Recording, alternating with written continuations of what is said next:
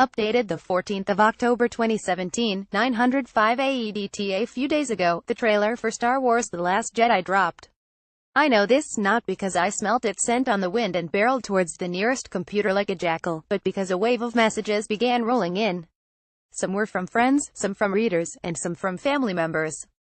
They all asked the same question: have you seen the trailer yet? I get it. Believe me, I get the almost chemical hit you feel when, halfway through, the character nobody was sure would be in the movie crests the top of the hill. That kind of moment can have you punching the air with exultation. I understand how brutally, animally gratifying it is to get a glimpse of the future.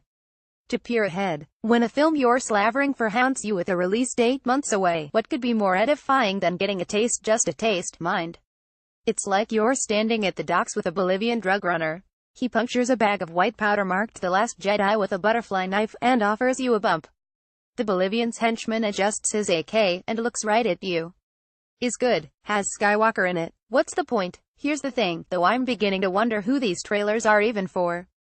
If you're a fan, you're going to see Star Wars anyway.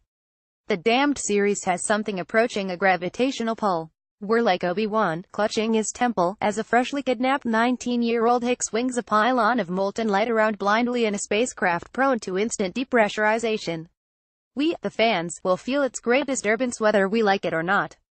Which leaves, who, exactly? Because if you're not sold on Star Wars as a franchise, nothing is going to haul you into its orbit at this late stage. But there are other trailers, such as those for indie films, with a certain degree of restraint. They hint at the contours of the plot, without mapping the entire thing out. You can't come away from a trailer for the new ennui-infused onslaught from Lars von Trier knowing much besides "I will not be watching that" and "Why is that fox yelling at Willem Dafoe?" Thanks for the spoilers, but here's the main reason I'm so worked up about trailers: The Avengers.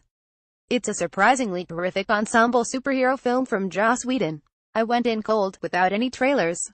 My partner, however, did not. So, she saw the scene in the trailer, and this is a spoiler, where the Incredible Hulk flings himself through the air. At his apex, he plucks an inert Iron Man from the sky.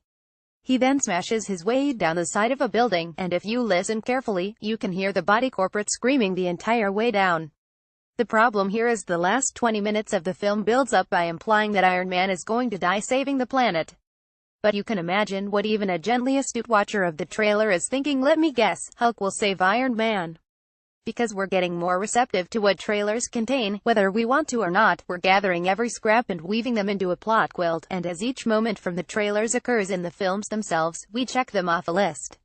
We're reverse engineering a story, so the trailer is capable, and often guilty, of weaponizing our attention to detail, to ruin the movies we love. Spoiler lockdown. So, what do we do? Well, one solution is to just watch the damned trailers.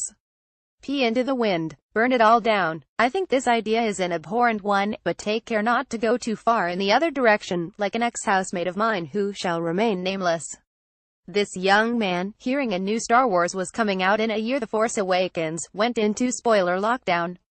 He set word filters on all his social media accounts, and when friends began to post about Star Wars, he unfriended or blocked them. He ran from the room screaming whenever a TV spot for the film came on. Even when I went to interview Harrison Ford himself as part of the press junket, I had to lie to this housemate about who I was chatting with, lest he find out Ford was even in the movie.